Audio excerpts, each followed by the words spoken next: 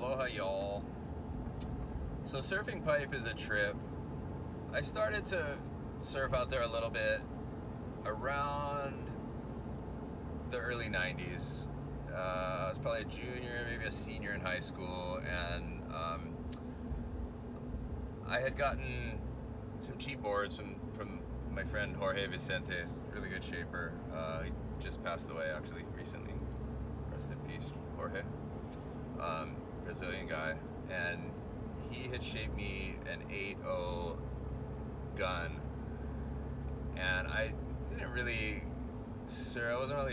into big waves per se. I mean, I was pretty scared, to be honest, but I would find myself just out at sunset on like a pretty big day. Or I remember a day in Mokuleia, we surfed this place Explosions, and it was like 8 feet, and it was just so undergunned, but I was like wanting the bigger ones. And I remember coming in from that thinking, like, you know, I need a board for this. I'm getting older, I'm starting to want the bigger waves, and that's a good feeling, and to be undergun kind of sucks. So I had this 8.0 shaped, which was kind of overkill. Like, what are you gonna surf on an 8.0, right?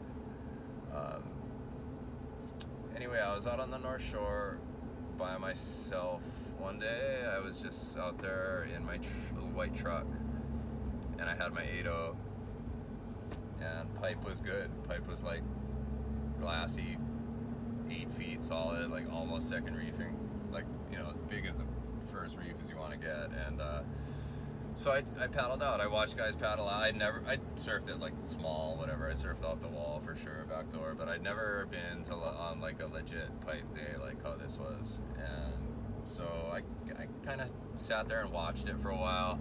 I didn't want to I remember I didn't want to take my board down there and not paddle out, so I left the board in the car, watched a bunch of guys paddle out. I just watched it for a while. The beach was really crowded, a bunch of girls on the beach. I'm sure that had something to do with me paddling out, and I was just watching the current, and there was very little sand, so I remember the paddle out was like really easy compared to how it can be sometimes.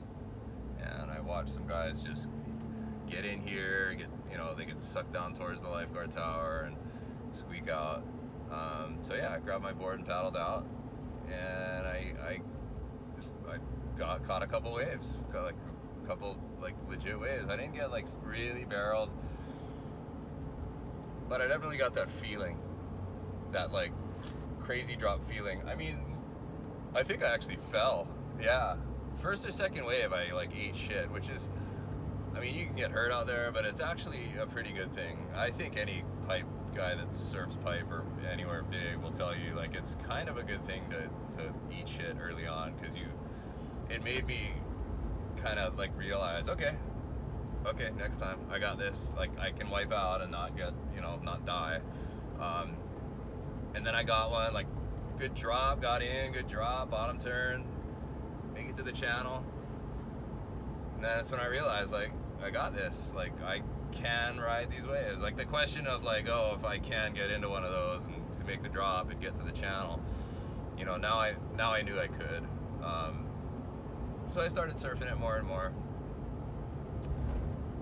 like, the next couple of years. And I paddle out there pretty solid on good solid days all the way till I moved to the mainland to go to school. The best wave of my life, like, very easily. I know if you all out there try and think of the best wave of your life, which usually encompasses getting barreled, obviously. Some of you might have a little hard time thinking which wave that was. Me, it's not even close. It's a wave at pipe, and it was right after Derek Ho had a final at the Pipe Masters and won the world title. And the finals ended, horn sounded, I hit the water with my buddy Aaron Lambert. I remember Ross Williams was there. I remember my friend JP was right there. I can't remember who else. JP didn't paddle out, I don't think. Aaron and I paddled out right away. So we got out there, and pipe was, you know, it was 6 to 8 and totally firing, and you know, it was an empty lineup basically. I got out there and immediately lucked into just a flawless, like 8-footer, like a perfect pipe wave, and surfed it to perfection. Yeah, got into it pretty early, like easy bottom turn, kind of butt drag, grab rail, and just so barreled. I'll never forget. And I haven't had one since. I'd like to get one, but yeah, I mean, I've gotten barreled since then, but nothing like this. I just remember the size of it and the sound. Oh my God, the sound. Yeah, undescribable sound. That raw, deep, huge, crystal blue, clear, loud, and then just out into the channel. And I look in, and everybody's looking up at the stage at Derico. JP saw it though. My buddy JP saw it, and he pretended he didn't see it, but he saw it. Anyway, that's my experience with pipe, and I want to get into the dynamics of the crowd and the hierarchy, which is a pretty interesting study in sociology. A crowded pipe lineup in the 90s.